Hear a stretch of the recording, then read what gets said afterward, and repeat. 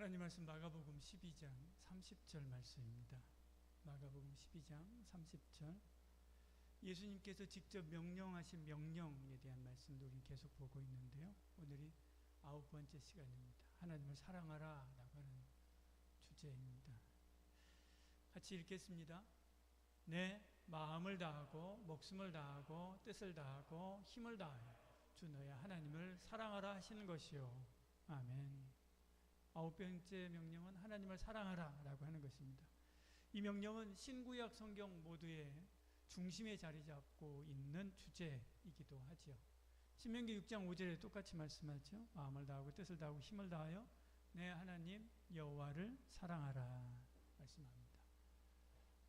프랑스의 국민 소설가라고 불리는 만큼 유명했었던 로랭 가리라고 하는 사람이 있습니다. 이 사람이 쓴 자기 앞에 생이라고 하는 소설에 보면 파리 외곽의 빈민촌의 모모라고 하는 아이가 하밀이라고 하는 할아버지에게 사랑이 무엇인가 물어보는 그런 장면이 있습니다. 요즘에 조립식 가족 이런 드라마 있는 것 같은데 저는 내용을 안 봤는데 이름이 특이하잖아요. 그래서 여러 부류의 사람들이 모여가지고 가족을 이룬 것인가 보다 그냥 추측만 하는데 보지는 않았습니다. 근데 그와 같이 지금 이 가정이 그와 같은 그런 모습입니다. 근데 이제 이 모모라고 하는 아이가 하멜이라고 하는 할아버지한테 이제 묻는 것이죠. 할아버지, 사람이 사랑 없이 살 수 없어요? 사실은 이게 이제 이 책의 중심 주제이기도 합니다. 근데 할아버지는 바카차를 마시면서 한참 동안 대답을 못하고 머뭇거립니다. 그리고 그렇단다 라고 이야기합니다. 사랑 없이 살 수 없어요 라고 했는데 그렇단다 그렇게 이야기하는 거죠. 사랑 없이 살 수 없다는 거죠. 주인공은 이 책의 마지막에 이렇게 이야기합니다. 하밀 할아버지가 노망이 들기 전에 한 말이 맞는 것 같다. 이때 한 이야기를 다시 회상하면서 한 이야기죠. 사람은 사랑할 사람 없이 살 수 없다. 나는 로자 아줌마를 사랑했고 계속 그녀가 그리울 것이다. 사랑해야 한다. 그렇게 마무리합니다. 로자 아줌마는 몸을 파는 분인데 이 모모라고 하는 아이를 키운 사람입니다. 자기 친엄마는 아닌데요. 그렇습니다. 어쨌든 그렇습니다. 사랑이 뭔가? 사랑이 뭔가? 사랑이 무엇이길래 노래 가사 같죠? 우리는 사랑 없이 살 수 없다 그렇게 이야기하는가? 저와 여러분이 사랑입니다. 저와 여러분이 사랑입니다. 둘씩 이렇게 짝지어가지고 여러분 서로 한번 이야기 한마디씩 해주시길 바랍니다. 당신이 사랑입니다. 예, 당신이 사랑입니다. 예, 이 기회에 당신을 사랑합니다 하면 안 됩니다. 예, 당신이 사랑입니다. 예. 우리는 하나님의 형상대로 지음받았죠. 하나님의 형상대로 지음받았습니다. 그럼 하나님이 누굽니까? 하나님이 누구예요? 한 단어로 정리하면 하나님은 누구시다. 뭐시다? 사랑이시다. 하나님이 스스로 하나님에 대해서 이렇게 정의를 했습니다. 하나님은 사랑이심이니라. 그러므로 하나님의 형상대로 지음받은 나는 뭐예요? 하나님의 사랑이니까 나는 뭐예요? 나도 사랑인 거죠. 왜? 하나님의 형상대로 지음받았으니까. 서동수는 사랑이다. 최진호는 사랑이다. 사랑인 것이죠. 그러니까 사랑이 없으면 온전한 내가 아닌 거죠. 껍데기에 불과한 것입니다. 진짜 나는 뭐기 때문에? 사랑이기 때문에 그렇죠. 보십시오. 고린도전서 우리가 잘 아는 말씀 13장 2절 3절 이렇게 말씀하죠. 두 번째 줄 저쪽 오른쪽 끝에요. 사랑이 없으면 내가 아무것도 아니요. 사랑이 없으면 아무것도 아닙니다. 왜? 우리는 사랑인데 사랑이 없으면 아무것도 아닌 거죠. 내가 나로서 온전해지려면 뭐가 있어야 돼요? 사랑이 있어야 됩니다. 그런데 이 사랑이라고 하는 것은 상호적입니다. 상대가 있어야 되죠.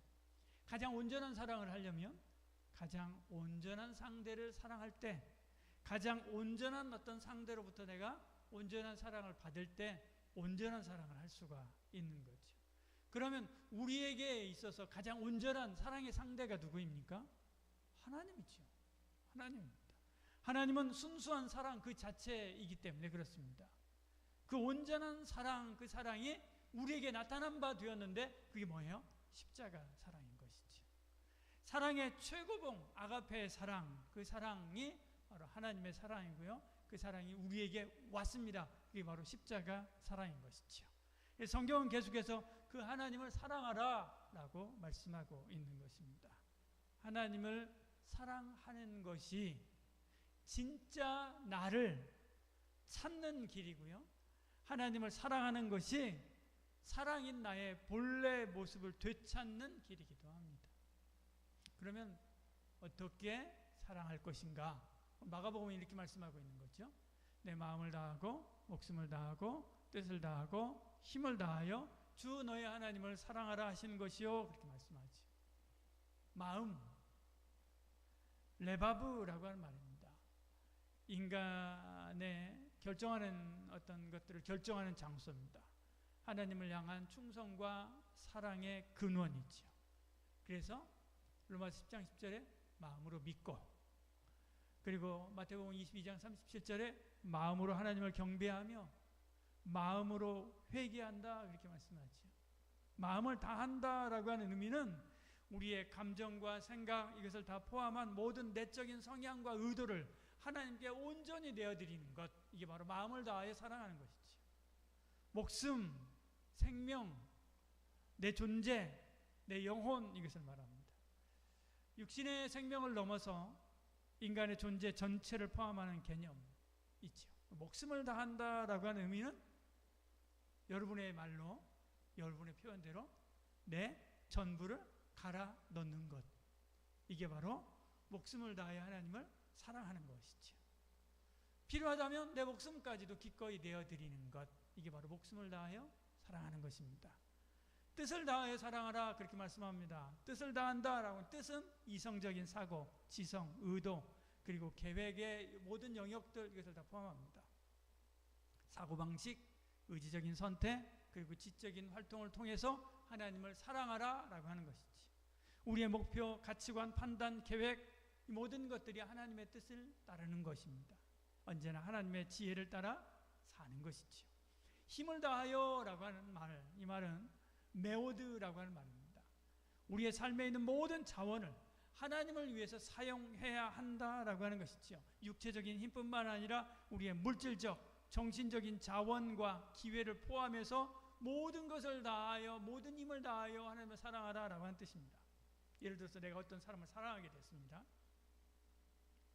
그러면 그 사람 가방도 들어주고 과제도 도와주고, 이것이 힘을 다해 사랑하는 것입니다.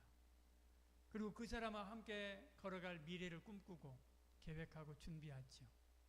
그 사람하고 뜻을 맞추는 겁니다. 이 말 뜻을 다하여 사랑하는 것입니다. 그 사람에게 내 심장이라도 떼어주겠다라고 하는 마음이 있습니다. 이것이 목숨을 다해 사랑하는 것이죠. 그 사람이 좋아서 보고만 있어도 행복하지요. 늘 가까이 있고 싶습니다. 이것이 마음을 다해 사랑하는 것이죠. 하나님을 사랑하는 것도 이와 같습니다. 주님의 일이라면 열일을 제쳐놓고 교회에 와서 봉사하고 복음 전하고 합니다.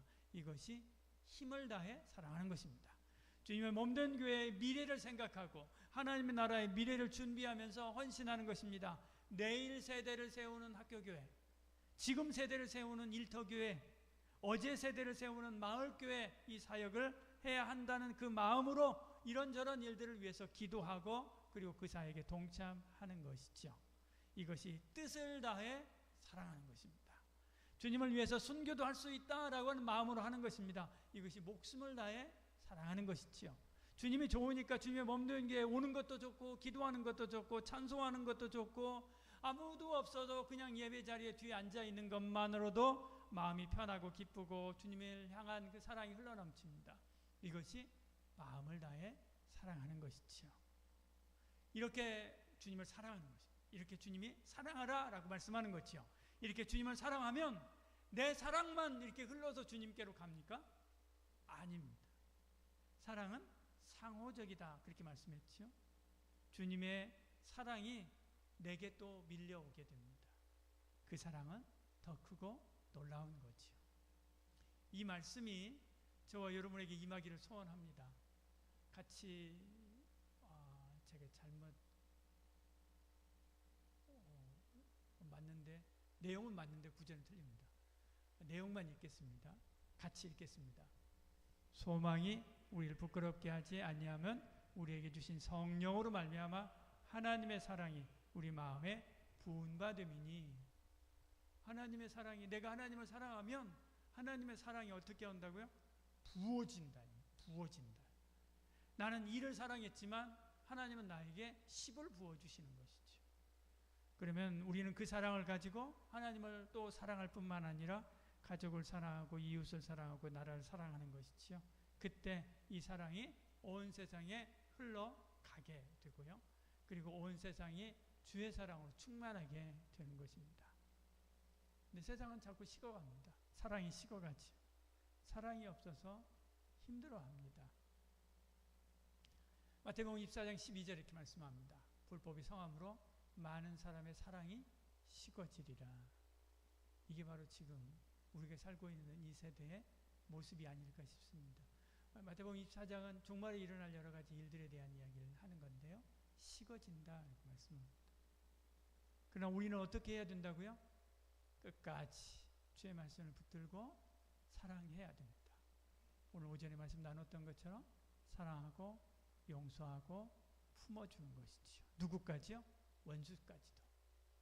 끝까지 견디는 자는 구원을 얻으리라. 견딘다라고 하는 말은 믿음을 버리지 않고 버티는 것으로 끝이 아닙니다. 사랑이라고 하는 오늘 이 주제에 비추어서 생각해 볼 때 하나님을 사랑하고 그 이웃을 사랑하는 그 마음을 계속하는 것, 계속해 가는 것입니다. 사람을 사랑하기가 참 두려운 시대이죠. 사람을 사랑하기가 참 두려운 시대입니다. 온갖 무서운 뉴스가 쏟아져 나오기 때문에 그렇습니다.